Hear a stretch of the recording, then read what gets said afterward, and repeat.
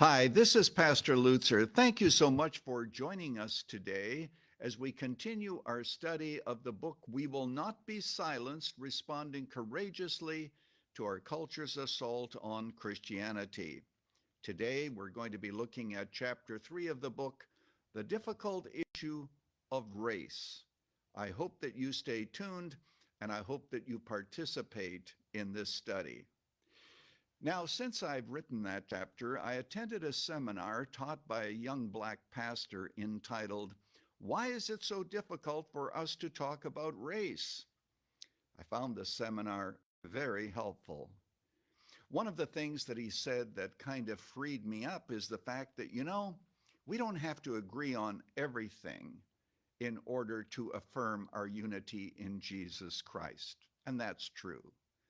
Look at the early church, Jew and Gentile, barbarian, Paul says, Scythian.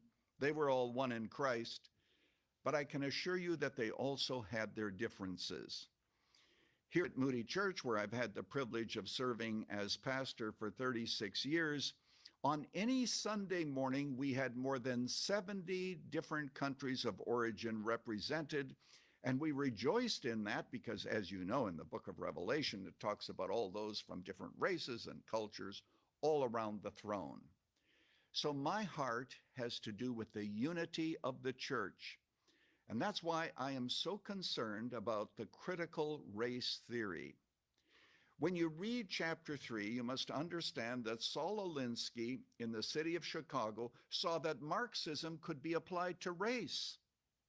The whole idea of oppression, the whole idea of the oppressed and the oppressors could be applied to race in such a way that there would be relationships that would be broken, that what you would have is chaos in terms of race relations. And he wanted that. I remember speaking to somebody who worked with Saul Alinsky, and he said Alinsky used to tell us, don't solve problems, use them. Perhaps I've already mentioned to you that he was a committed Marxist. Well, when you read this chapter, here's what I want you to understand is critical race theory. A friend of mine who read the book said, I had to read that part about critical race theory twice. Well, I encourage you to read it twice, read it 3 times if you must, but I want you to see how Marxism is applied to race, where everybody is either an oppressor or a member of the oppressed. No room for individualism. In fact, individualism is ridiculed. If you have a certain skin color, you are a member of the oppressors. If you have another skin color, you are a member of the oppressed.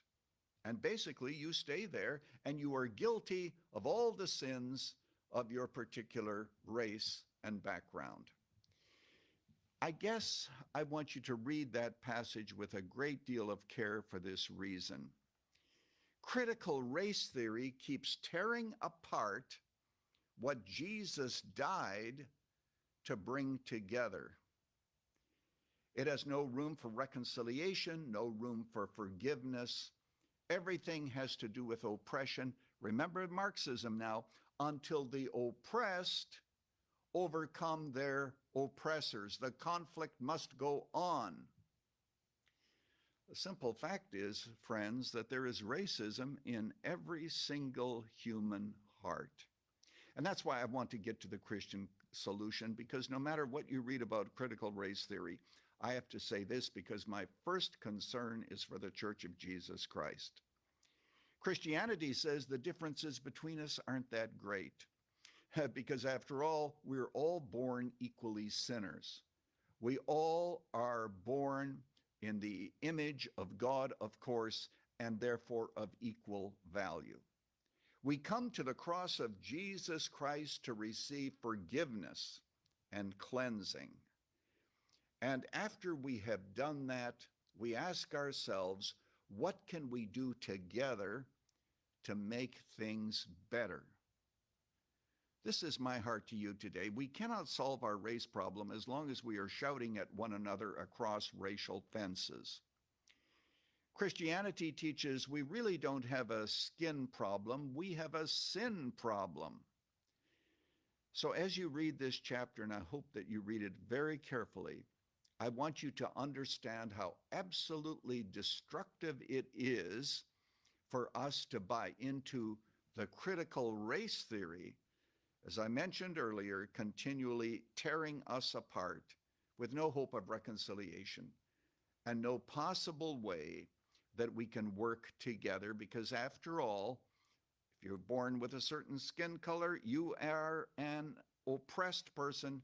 If not, you are an oppressor. Very unbiblical being taught today, and no wonder racial issues are inflamed. We as a church need to speak. When we're shouted at, we should not shout back, but we should speak. Chapter 3 of the book, which is entitled, We Will Not Be Silenced. Now, I want you to also anticipate the next study where we are going to be taking 2 chapters together. It has to do with the topic of free speech and propaganda. I sure hope that you stay with us. God bless you, and may God bless his people.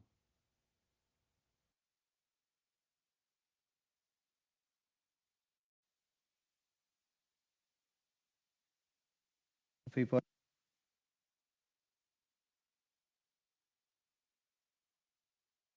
Yeah, he goes.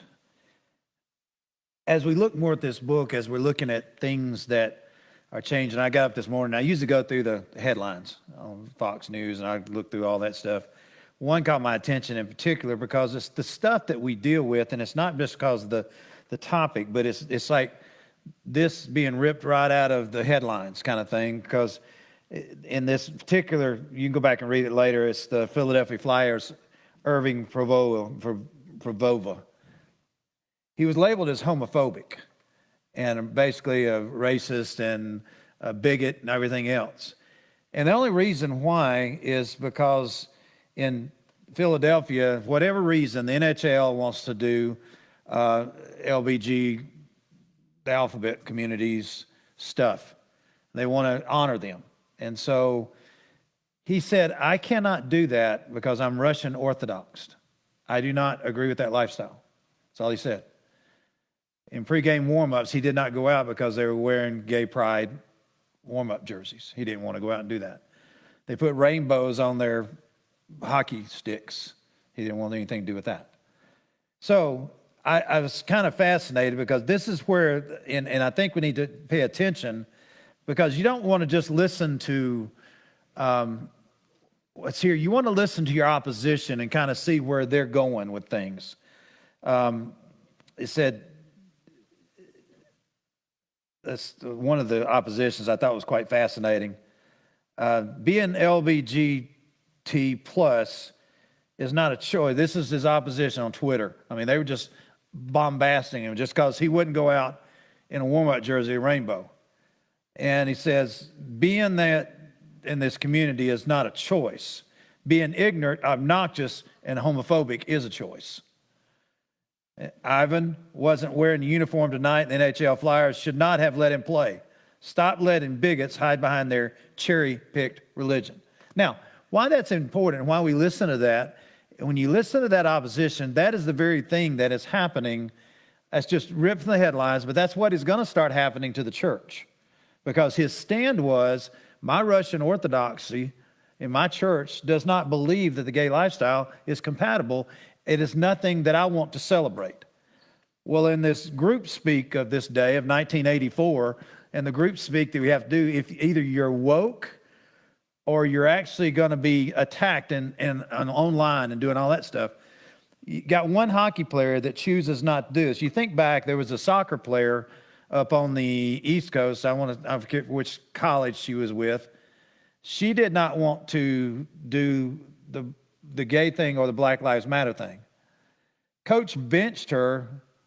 She was a starter, benched her and stuff. She actually sued the college because she said what the coach did to her was wrong because she didn't want to participate in this political agenda thing that the coach was doing on the field. She made her stand. It cost her. She never played soccer again for the college. It cost her that, but then she turned around and sued and said this was not right to demand this, and she won. And I think that was tremendous of her to do that, because part of this is the bullying and the intimidation factor. Now, can you imagine bullying a hockey player? I mean, I was like, yeah, I'm going to hit you with my purse. No, that ain't going to work. A hockey player is going to look at you toothless and go, bring it on, baby.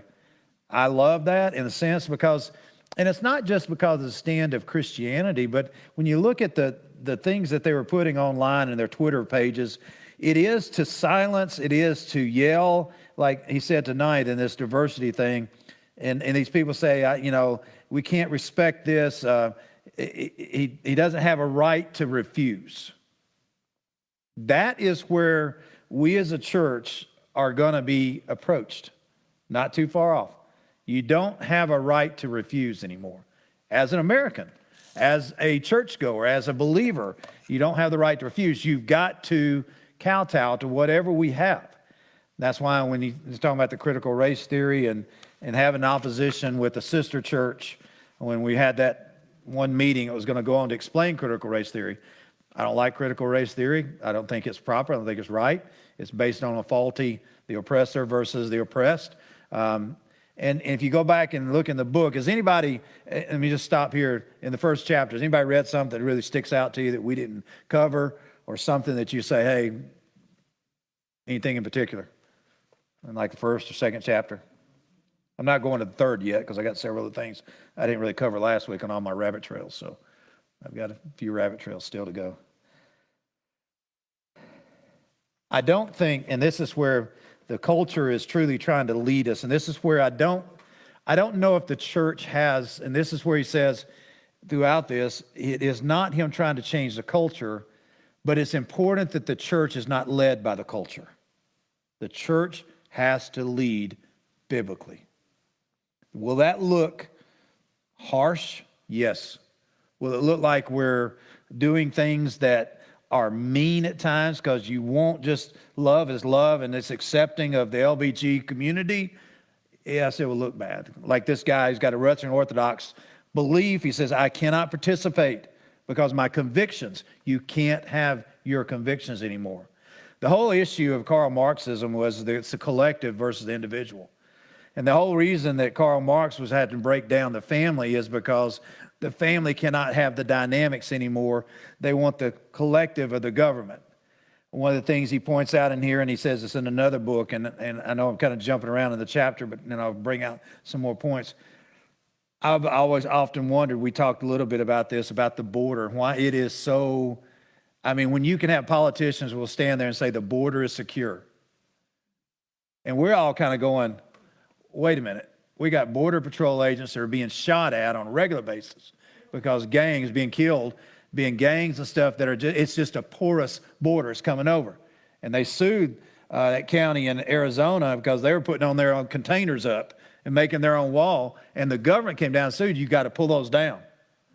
And they've had to pull them down because they said, you are not responsible for the border. We are. And we're taking care of that. Now, all of us sitting here, we're going, that is a lie. You're watching the migration of millions just come over in the United States. Well, this fits the Communist Manifesto of no borders.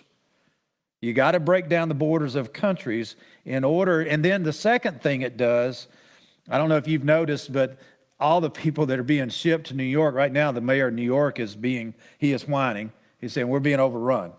We cannot handle this. Because they're coming in down here and Arizona's busting them up, Florida's busting them up, say, okay, and I'll just use the word Democrats, you like this so much, here's more, have it all. And so he's whining because they're putting them in high dollar hotels and taking care of them.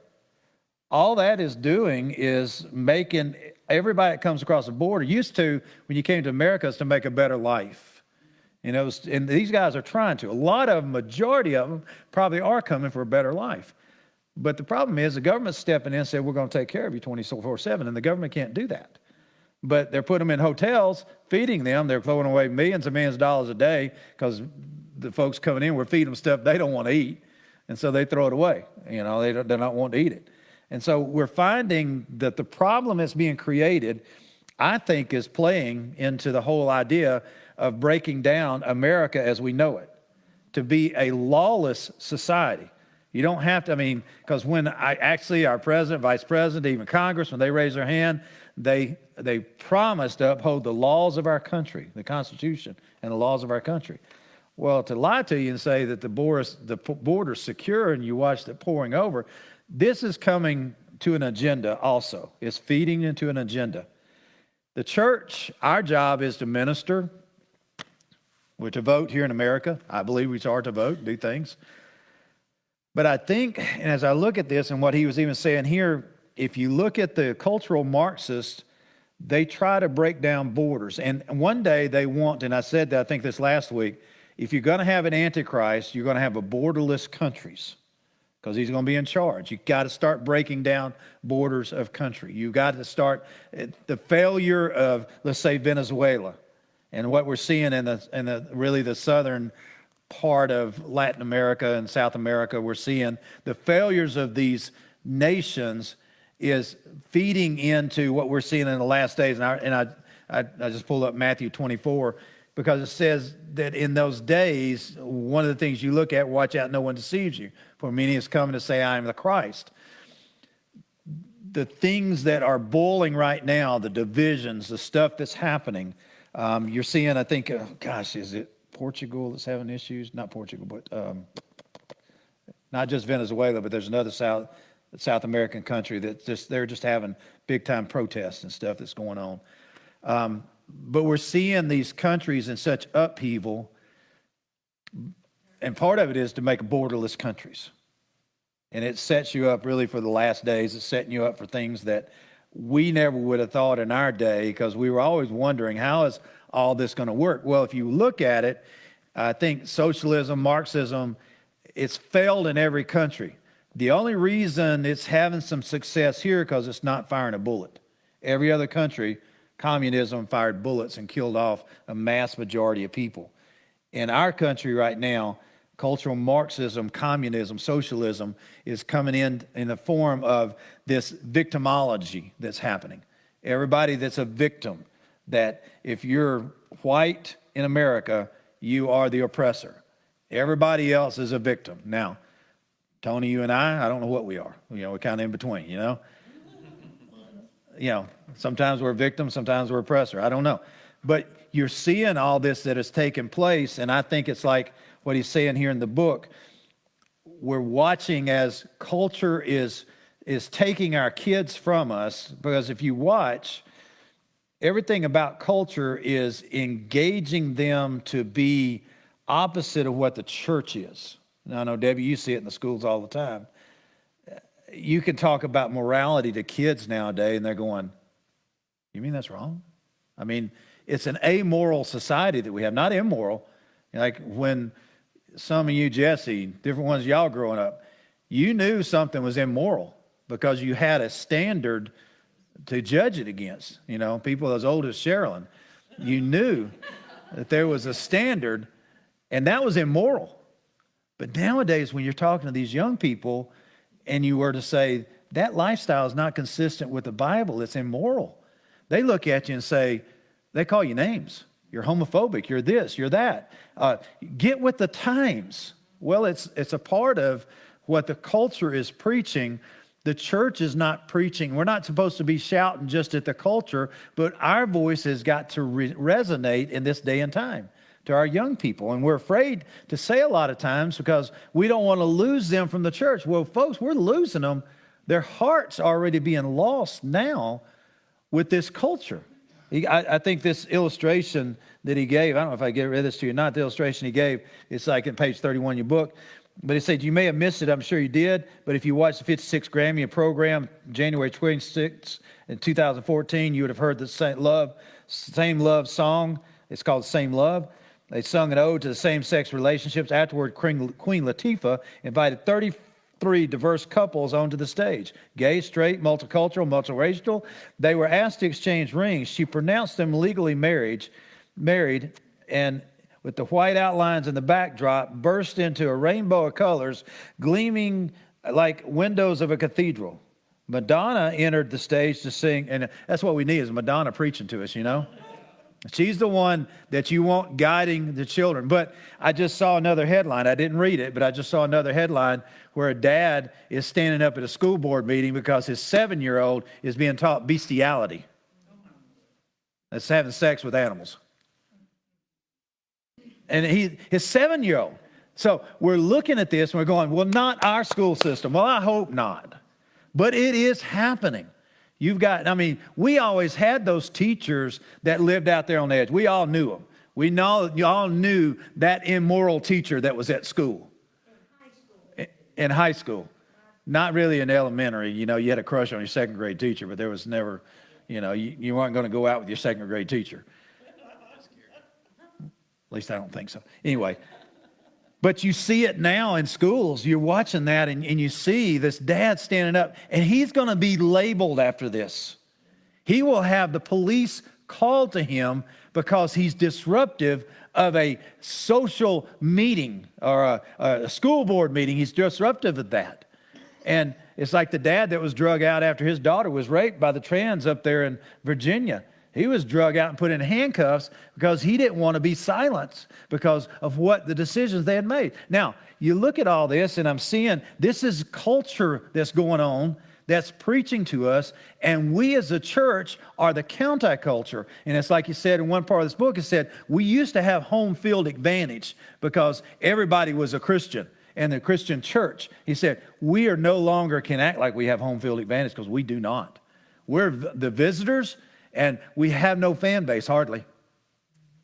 And now you're trying to play on the same field and pretending like you got home field advantage, and you don't.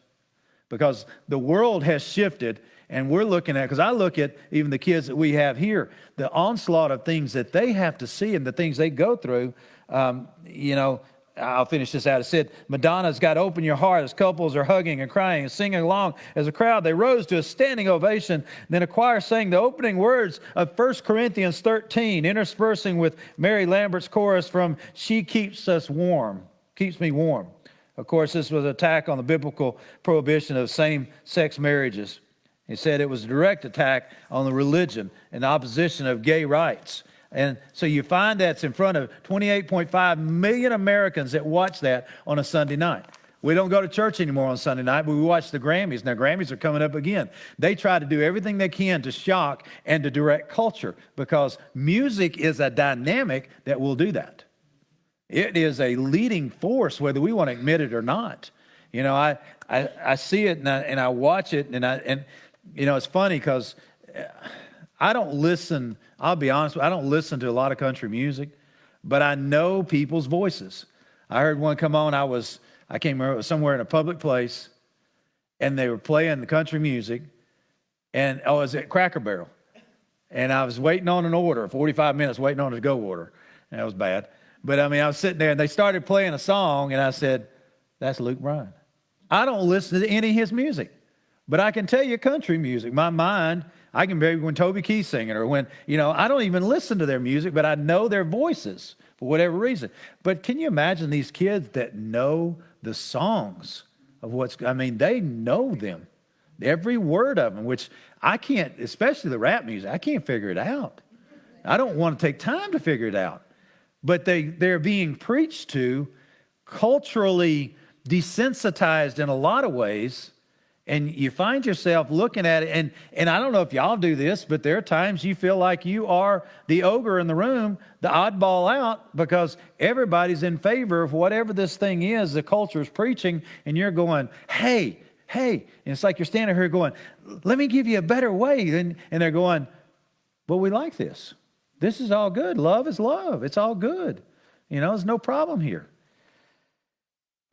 We're finding that it's not just good enough to do away with Christianity, but they want everybody to be secular. To do away with anything through Christianity. That's why you see such attack on America right now. A part of it is you got to break down what basically we were built on Judeo-Christian, she said Judeo, I said that last week, Judeo-Christian principles. We were built on that. You've got to, if you're going to be a cultural Marxist and you're going to see the overwhelming things that are going on, you have to break down that history. That's why the rewrite of history is so important, They're rewriting. How many of y'all heard the stories of Jefferson Davis and his slaves? I have, because I listen to what they say. They say he had a relationship with a slave, all those things. You hear that over and over again. How many of you have heard George Washington had slaves? So we discount everything about George Washington. That's why in California or Seattle, they covered up the portrait of George Washington at one of the high schools. I mean, that picture of him, they covered it up because he was offensive. He was a slave owner. Okay, you can't have that. They were wanting to tear down Abraham Lincoln. That was dumb, but yeah. I mean, you don't read history, obviously, and don't know history. But to rewrite history, to reprogram history. Now, I don't know, when you started looking at what happened in the midst after George Floyd and things that were taking place, some things, you kind of go, I'm not going to fall on the sword over this, the Confederate statues and stuff like that, but I'm not falling on the sword over certain things because you got certain things you kind of go, yeah, I can see where that can be offensive to different aspects of this and who, only because of the trying to keep the Union together back in those days and when they were changing over and everything was happening during that time, the 1800s. A part of the reason I don't think that they went in very hard saying, no, you can't, like in the 1900s, you can't put up monuments to Confederate heroes that lost a war on slavery, There just wasn't worth the battle on that. And so there was things that happened and a lot of that. So we're seeing the rewrite of history because we look in reverse and we go, those people were evil, so everything about America is evil. But the thing, and I think he points out real well, the thing they will not do is compare America to other nations. I mean, yeah, we've got our faults. I look at the Trail of Tears. You never hear much about the Trail of Tears. That was one of the most evil things that happened in this nation. We didn't live during those times, but we look back on it in history and say, that was as wrong as wrong gets, what they did. And that was our American armed forces and stuff at that point, but that's what we dealt with in this nation. We have ills as a nation. But what the cultural Marxist is doing is taking those ills, saying, okay, we need to use that, and that's never let a good crisis go to waste. That's what we heard out of even one of our presidents. That was his motto, and you just make it work. And so I look at all the things that, yes, America has had her warts and things, but also when you're living under the Christian influence, judgment does come to the house of God. It comes to us. I believe the Civil War was judgment upon our stands. I do. I believe there was a judgment that happened in the midst of that, and then this nation suffered greatly because of that. And you'll find that it was because of the Christian influence of this, who was it, Wilberforce, that he was abolitionist against slavery and stuff. It was because of that Christian influence that we saw slavery being broken down. It's because of what happened here in America that slavery it's never been another issue after the Civil War here in America. That was just done. Now, was everything righted at that moment? No, it took many years after that, even all the way up to the 60s, where you see we just celebrated Martin Luther King Jr., and there was still some injustice and things that went on all the way up until the 1960s. There's still things that go on now. Our Latino brothers, you'll find the Indians out west, they were not treated well at all. Not at all. Irish was treated. But in all these things, we all have, it's all been warts, but at the same time, and this is where the cultural Marxists won't do, they will not compare with all the warts. Everybody still tries to come here, with all the things, because there's a corrective measure that's taken place because of the Judeo-Christian principles that have been built into this nation. There's a reason for it. And so when you look at all that and you look at the ones who began this, there were folks that were slave owners. In the 1619 Project, they say it was because when the first slavery came here, and it was because of the white man trying to break the oppression of the king, and it was rich people doing all these things. 1619 Project is a fallacy. America wasn't founded at that point, and that person that they're pointing that out, and you always have to watch this. And I will tell you this, myself included, we all look through everything with lenses. Everything in history, we look with lenses. if someone, he pointed out one guy that writes books, I can't think of his name right now, I looked him up, and he writes books for colleges, and it's about American history. And his description is he's a playwright, a historian, and an activist. That's the description of the guy that writes history books. And his whole perspective is communism is good and America is bad. That's how he writes history. And if you look at the lens like that, Saul Alinsky was one of those. Everything about America was wrong, so you got to take and you use every crisis in order to promote, because everything was about power, you got to get power. And if you can take the ones that are being oppressed, that you can make them feel like they're the victims and oppressed, then you can break down a nation. And that is the whole purpose of this secularization of our nation, is to break it down. Now, our job as a church, like he told you in the thing tonight, is not just to yell louder, but it's to proclaim truth boldly in this day and time. What do you still believe as when you were young and it's being challenged now? I believe Jesus Christ is the only way. You got people that would say there are multiple ways.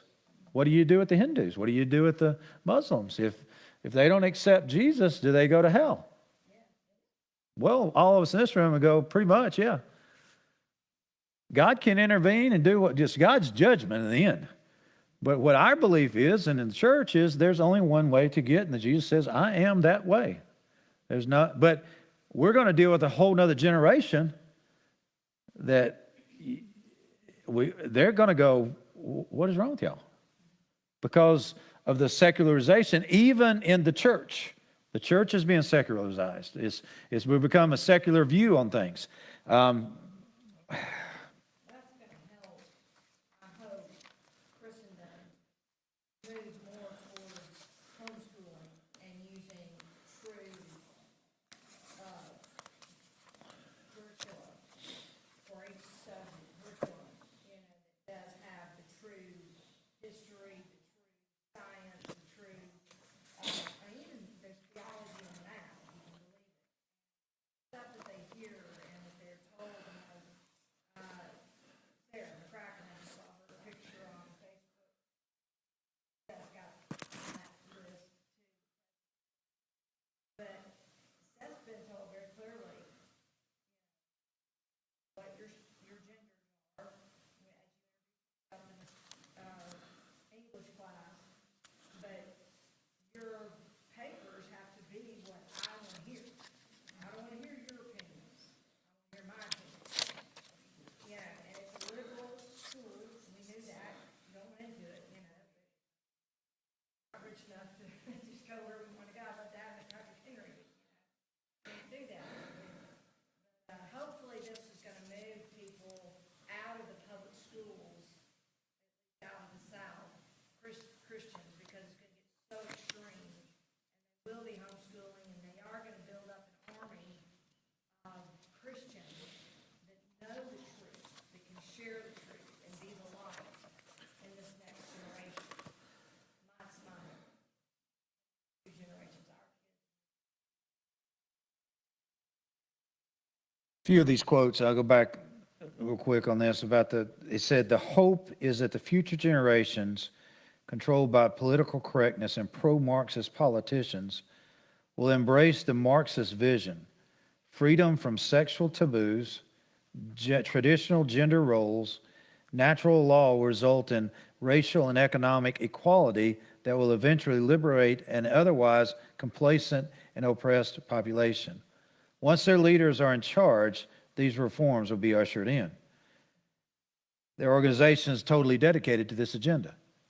Part of the whole reason that we see in colleges, especially our state-run colleges, that there is no opposition against what Mindy just said of you can be whatever gender you want, and then you got a biology teacher that would have to stand up there and say there's male, there's female. If they don't, they're being disingenuous. And if you can't teach science, or the guy that is suing to get a hysterectomy. What? I mean, just to have he wants to go to a gynecologist. And the gynecologist, I cannot help you. This is not my specialty. You do not have this plumbing. You're wired wrong. But in that person's mind, where honestly, if you look at it, they need help. And it is not helping them if that child that is in a delusional state, everybody in the family has to pretend what delusional state they're in. And all you're doing is reinforcing the delusion instead of saying, like my mama would, she'd just tell you straight up, that's just wrong, boy. That's the honesty of those days that we miss. The BLM mattered. The Black Lives Matters. It said all lives, and it's like, I agree with them, all lives matter. But you remember, we couldn't say that. You couldn't say police lives matter because that was being racist. You couldn't say all lives matter. You couldn't say all black lives matter. But you had to say Black Lives Matter. You had to kneel down. I have no idea what our president was doing when that basketball team came in to celebrate their championship, because they didn't want to go when Trump was in. But it was what is the pro team that won last year? Anyway, he was kneeling down today. I couldn't figure out what the picture they were taking. He was kneeling in front of the whole basketball team for the picture, and I was like, I don't know what that was about. I don't know if it was about the Black Lives Matter, because I can still remember this day that black police officer, and they were putting pressure on him to kneel down in the street. There was a lot of cops that did, just to try to bring appeasement and stuff. And I can remember that black officer, you could tell he was a Christian. He said, I don't kneel before no man. I mean, I was like, he was a big old burly guy, and he said, they were putting pressure. Just kneel down, kneel down. It wasn't kneel down with us. It was kneel down before us. There was a big difference. And he looked at him and says, I ain't kneeling. and it didn't matter what pressure they put on. I watched him do that, and I was like, yeah, you go, man. I mean, have some backbone. Because what we look at, and this is where in the Black Lives Matter, I want to read this to you because it's important. This is their ideology and their website before they scrubbed it. They scrubbed their website, because I went and looked when it first came out, and their website was totally different. They scrubbed it when everybody started reading it. But it said, their website says, we disrupt the Western prescribed nuclear family structure requirements by supporting each other as extended family and villages that collectively care for one another. We foster a queer-affirming network. And one of its co-founders admitted, we are trained Marxists. Obviously, the Black Lives Matter does not speak for all black Americans. But after the brutal murder of George Floyd, it gained widespread national political support, that they don't support the frequent denounced as racist. I do not, and like I told you last week, I have no problems. I'll march. What I see, what happened with Martin Luther King Jr., that was righteous. That was good. That needed to happen. What I'm seeing on the streets now, and what I watch some of the privileged kids and stuff that are going on, let's stop the murder that's going on downtown Chicago. Let's go march a few times down there. I appreciate the former police chief at Birmingham, what he tried to do. He came over from Hoover, and he was appointed police chief. He would go and have prayer marches downtown Birmingham because he got tired of seeing the slaughter. He would lead prayer walks. I thought, man, that's a police chief doing that. And we don't have the answers, folks. And if you looked at the paper today, yesterday, day before, downtown Birmingham's still a war zone. Those lives matter. They do. The basketball player, Alabama basketball, was just arrested because he provided a gun to his friend that killed the young lady. And I'm sitting there going, I don't know. I don't know what it's going to take for people to value lives. Tuscaloosa's turning into the wild, wild west down there. There's people being shot on a regular basis down in Tuscaloosa, in a college town. And you're going, well, that's just bad press and stuff. No, that's just people honestly reporting what is going on. And I'm like, all lives matter. They should matter. A 12-year-old laying in bed shouldn't be shot. And people say, well, we just got to get control of the guns. We got to get control of the hearts. I mean, if not that, then there's going to be people stabbing each other. Men's and women's hearts have to be changed. That's the church's responsibility. And we're battling against a movement that says, let's erase the past and the church culture that's been in America. Let's erase that. Let's negate that. Let's do away with the nuclear family as we know it. We don't need it like we knew it. You know, and I would say and probably more and more that we're seeing the opposition in every aspect of life. And that's where it's going to take the boldness of us as really all the Christians. We face a choice. What's at stake? It's just not the outcome of political debates. Conservative religious groups' very future hangs on how willing they are to navigate the margins towards the mainstream. To move away from the strong opposition to same-sex marriage would spark a profound identity crisis and losing support from their current, albeit aging, support base. Refusing to reevaluate, on the other hand, may relegate conservative religious groups into a cultural irrelevancy. Continue decline as more and more as young people leave the church behind. This is what this Robert P. Jones has written about conservative Christianity. Basically saying those who hold to biblical teachings about marriage appear to be forced into cultural irrelevancy. The proof is declining the church attendance, young generations leaving the church. In the above quote, Jones lays out for us a challenge as today's Christians. Secularists are not content to live and let live. They're satisfied with pluralism and exchange of ideas. They're not satisfied just pluralism, exchange of ideas. They seek not just to be equal, but to dominate. That which is one time condemned must be not simply tolerated, it must be celebrated. And that which was at one time celebrated and that which was one time celebrated must be condemned. Only then these crusaders see their vision of utopia come to pass. Their goal is total capitulation of the culture to their point of view. Dissenting voices are shamed into either submission or silence. As I look at that NHL hockey player that just take a stance that I really don't want to participate, and said, that's not a choice. You've got to participate. The only good thing in that was the coach did stand up. He did. That, you know, he's just standing up for what he believes in. That's right.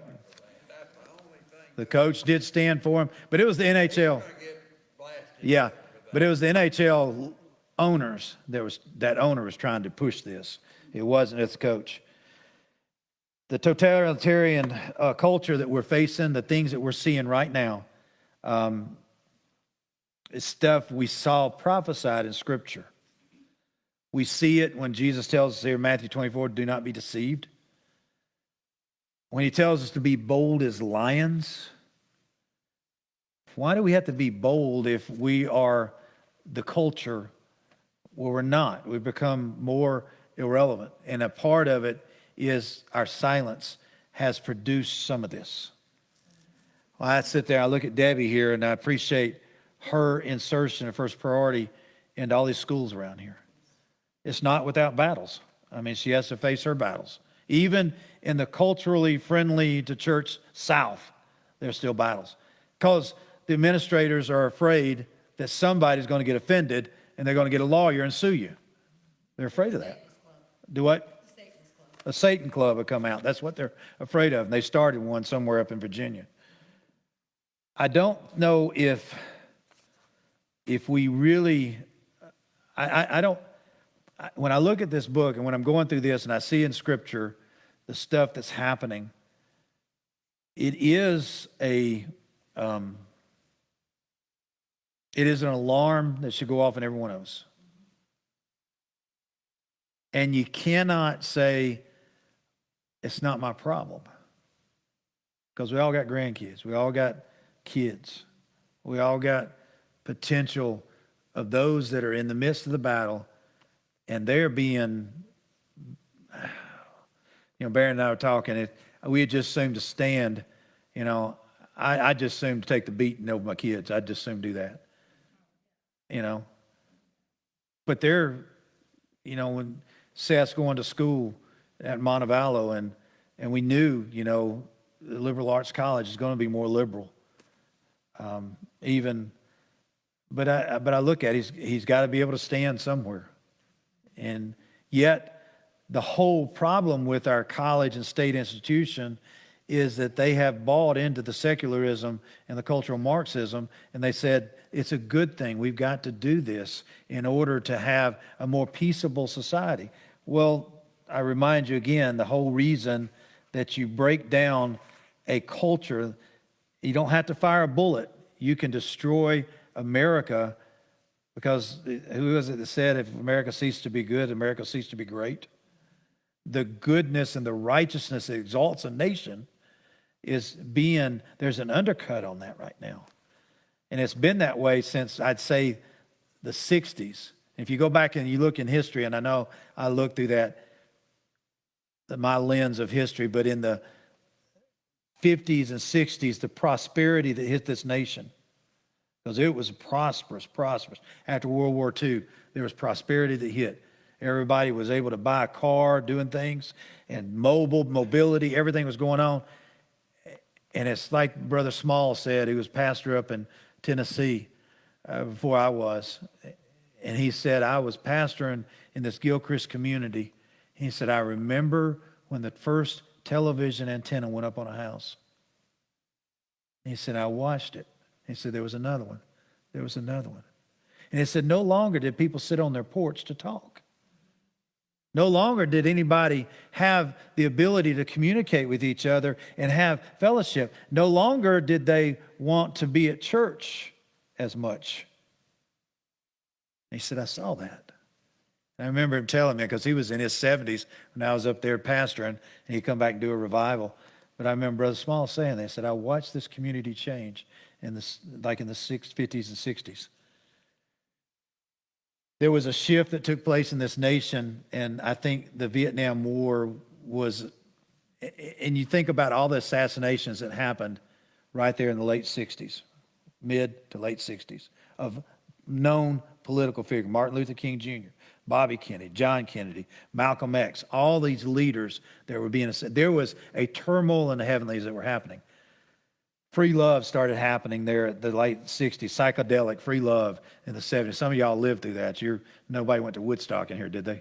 But that was a statement of this is who we are as this generation. And a nation that started changing at that point. We still had an innocence to us. But then you remember the outrage for the older. Remember when Madonna started coming out with her songs, Like a Virgin, challenging the Catholic Church, basically. You see the shift. I mean, it was one thing to have, what was it, Fats Domino, I Found My Thrill on Blueberry Hill. But then when you started seeing the changes, because all the innuendos that were in the 50s and 60s music, they were spelt out in the 70s and 80s, vividly. And then MTV comes in, and it becomes the diet for our young people in the afternoons. It became the cultural nanny for our young people to watch MTV. Now, it's obsolete because you got so many other things that are going on. Now, we can watch things like, what is that, Big Brother or something? You can watch them all having all kind of weird things in houses, and you can watch it 24/7. And, I mean, young people that don't mind putting on a display for you. And you're going, wow. Or, I don't know, some of y'all might like watching The Bachelor or Bachelorette. I don't. I look at the previews of it. I'm like, all right, he's with this girl now, then he's going to be with this girl, and then this girl. And then you got drama that's going on with all these.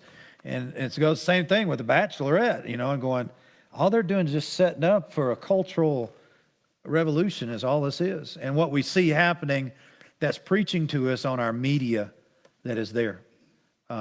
And I think the more I look at, there's a denouncing, as he says in here, a denouncing of this, let's say, Western civilization.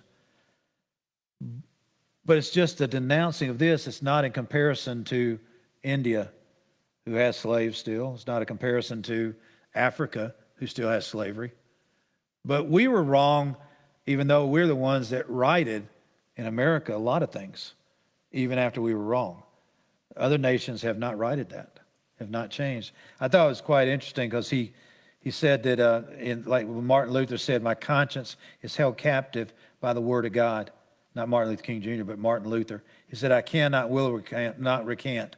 He said he broke 1,000 years of religious oppression until it was unthinkable that a man could say his conscience superseded the Pope or tradition. Luther awakened the awareness of the priesthood of the believer and the rights of the individual conscience, even eventually resulted in the freedom of religion. But that was the very country that produced the Holocaust. You look at the dichotomies that took place in all these things. Every country has its ups and downs. America's not, and I'm not just proclaiming America is great, because we've got our warts. There's still things that have got our warts about. But I'll tell you this, I think there is an undercurrent right now, because you've got to break down this country. You've got to break down the church influence, which is happening. You go out west. I haven't been out there in a while. We went out with Grandma Sandy. They don't have the privilege of the cultural, biblical understanding that we have. They just don't have that. There are Christians out there, but their undercurrent is not built on the cultural, biblical foundation. In the South here, we still have the privilege of that. I mean, it's still there. There may be a person that stand up like at the polling workers thing and stand up, why are we praying? You know, well, the judge wants to pray. The judge makes rules, you know. You can step out if you don't want to pray, but we're going to pray right here. And everybody else, let's vote on it. You know, it's like in the South. Yeah, okay. Part of what we have as this church here, we have the privilege to meet. But as this church and every other church experience, we have the privilege of choice to meet. And the majority, even in the South, are choosing not to. That's influencing, that's affecting. And then when our children and our young people are in a crisis, we run back to the church and say, fix this. And I'm going, okay. And I want to look at the parents and say, where were you? You know? Because, I mean, it is overwhelming at times. We see when our young people, because we've seen it many times up here at this school, commit suicide. We all get into a holy huddle after that. Everybody does. Because that is devastating. How did we miss this? How did we go wrong? I would say this culture is leading our young people down a dark path. And the only hope that we have is the light of Jesus. And the only hope that's coming out of is a church on purpose. So we will not be silenced as we look at this more, and I'll use some more quotes next week. And I find that, let me just use this one here. It's not time to surrender America to the radicals. God has brought us to this hour. It is time to take the high moral ground and say with Martin Luther, here we stand, we cannot do otherwise. Good quote to end on tonight, because here we stand. I look at Junie Bug, my grandbaby, as precious and innocent as she is, I know there's a wolf of a culture out there that would love to consume her. I know that. We're talking about sheepdogs. Our job, our purpose, and as a mission impossible, if you so choose, right before that tape burned up, y'all watching Mission Impossible growing up? Jim, if you so choose this tape will self-destruct. Anyway, if we so choose, our job is not, I don't think, I look at what all's happening with the LGBT community plus, that cat will never go back in the bag. You will always be looked at as weird because you don't accept and I won't perform same-sex marriages. You know, those kind of things. I'll be a homophobic / whatever else. I don't think we'll ever fix that, but I think we'll still be the standard of saying, you know, your hope is not just giving yourself over to sin. All it does is beget more sin and it begets death. That's our job, is to sit there and say, I want you to see life and life to the full. And the only place that's promised is in Jesus. It's not going to be promised if somebody can get a sex change or if you just accept that this person is who they are. I've got a Jesus that says, I've come to change you, make you into a new creation. So our job is to proclaim that and to stay on purpose with it. Do we need to see the battle that faces us? I believe so.